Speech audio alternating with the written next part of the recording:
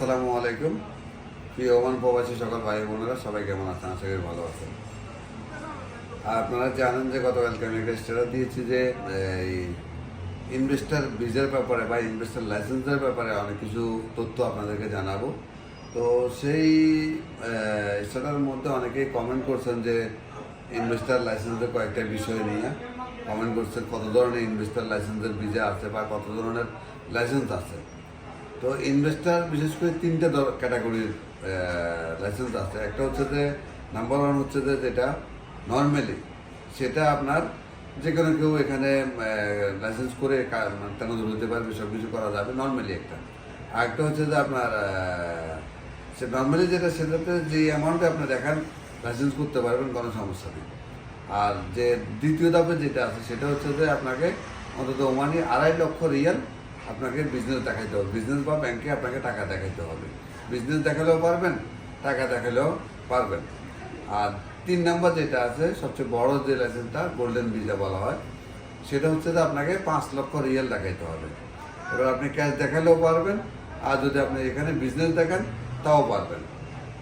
তাহলে আপনি বড় যে গোল্ডেন ভিসা সেটা নিতে পারবেন। আর আসেন আপনার যে 5 বছর আর 10 বছরের যে গোল্ডেন ভিসা, সেটার আইডি কার্ড যখন বানাবেন, আইডি কার্ডটা নর্মালি যে আইডি কার্ডটা আছে, যেটা এই ধরনের কালারের আইডি কার্ড, এই ধরনের, ওটা এই ধরনের হবে না। ওমানিদের মতো যে রেড কালারের ওই ধরনের আইডি কার্ড হবে, যেটা 10 বছরের গোল্ডেন ভিসাটা।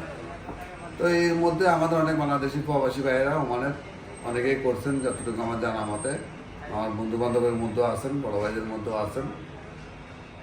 আর এটাতে সুবিধা হচ্ছে যে যেটা যারা নিজস্ব লাইসেন্স করবেন, আপনি আপনার নিজের নামে লাইসেন্সটা থাকলেও আপনি আপনার ভিসা উঠান, আপনার দোকানের, আপনার কোম্পানির ভিসা উঠান, কাজ করান, দোকান চালান, কাউকে কমিশন দিতে হচ্ছে না। নিজের ইচ্ছা মতো আপনি আপনার বিজনেস করতে পারতেছেন। আর যেমন আরবিদের নামে যদি লাইসেন্স থাকে, সেক্ষেত্রে আপনার যে কোনো কিছু করতে হয় আরবিদের থেকে অনুমতি নিতে হয়।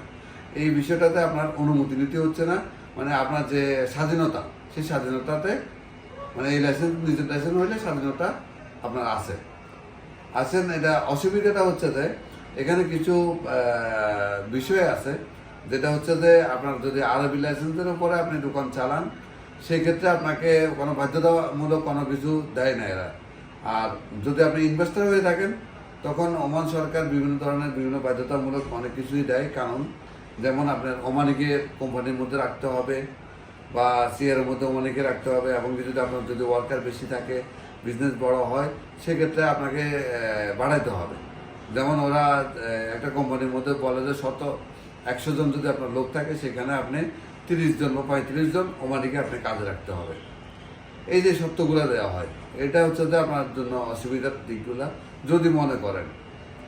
যারা বড় বড় বিজনেস করে তাদের তো অবশ্যই ওমানিদেরকে রাখতে হয়, তারা ওমানি রাখে, কাজের জন্য রাখতেছে, ড্রাইভারের জন্য রাখতেছে বা পিয়ারের জন্য রাখতেছে, বিভিন্ন কাজে রাখতেছে। এর যে অসুবিধা। আর তারপরে একটা ভাই ট্যাক্সের ব্যাপারে বললেন যে ইনভেস্টার ভিসায় ট্যাক্স কেমন। ট্যাক্স বিভিন্ন ধরনের আছে, আপনি কী ধরনের বিজনেস করবেন, আপনার বিজনেসের উপর আপনার ট্যাক্সটা আসবে। যে ধরনের বিজনেস করবেন ট্যাক্সটাও সে ধরনের আসবে, বিজনেসের উপরে নির্ভর করে। ঠিক আছে? যেমন আপনি ফ্যাক্টরি দিবেন, ফ্যাক্টরিতে আপনি কিসের ফ্যাক্টরি দিচ্ছেন, আপনি কাপড়ের ফ্যাক্টরি দিচ্ছেন, সেটা এক ধরনের ট্যাক্স আসবে। আপনি হয়তো বা খাবারের, যেমন ঠান্ডা, যেমন আপনি কোল্ড ড্রিঙ্ক জিনিসগুলো মানে তৈরি করতেছেন, সেখানে আপনার যেমন সুগারের ব্যবহার আছে, সেক্ষেত্রে আপনার ট্যাক্সটা একটু বাড়তি আসবে। ঠিক প্রত্যেকটা ডিফারেন্স। এবারে আসেন আরেকটা বিষয়, সেটা হচ্ছে যে লাইসেন্স করা যায় কিনা। এখন অনেকেই হয়তো বা জানেন যে ইনভেস্টার লাইসেন্স করতে সমস্যা হচ্ছে, বা ইনভেস্টার লাইসেন্স যদি হয়েও যায়, বিষয় উঠানো যাচ্ছে না ইনভেস্টারদের। সেক্ষেত্রে আপনার বিজনেস দেখাতে হবে, বা আপনার তারা অডিট করবে, অডিটের পরে তারা হয়তো আপনাকে মাননীয় দিবে বিষয় লাগানোর জন্য। হ্যাঁ, সেই বিষয়টা আছে, তারা চেক ইন করেই এখন দিচ্ছে। আগে যেভাবে সরাসরি লাইসেন্স করে ফেলছেন, লেবার করে আপনি তলব দিচ্ছেন মাননীয়র জন্য, সাথে সাথে এসে গেছে, এখন আর ওই রকম না। এখন এটাকে তারা অডিট করবে, অডিট করার পরেই মাননীয় দিবে। তো আমি আসলে বিশেষ করে মনে করি যে যারা ছোটোখাটো বিজনেস করেন তাদের ক্ষেত্রে এটা ইনভেস্টর ভিসা করা প্রযোজ্য না বা করবেনও না, করে বিপদের মাঝে পড়বেন। আর যারা বড় বড় বিজনেস করতেছেন তাদের জন্য এটা প্রযোজ্য, তারাই করাটাই আমি মনে করি যে বেটার। আর এখন যদি আপনারা কেউ করতে চান বা আপনার বিজনেস দেখাতে চাচ্ছেন না, ইনভেস্টার লাইসেন্স করতে চাইতেছেন বা ইনভেস্টার ভিসা লাগাতে চাচ্ছেন, তাহলে অবশ্যই আমাদের অফিসে যোগাযোগ করবেন, সারোলা আমার টাইপিস্টে এসে সরাসরি যোগাযোগ করলেও পারবেন।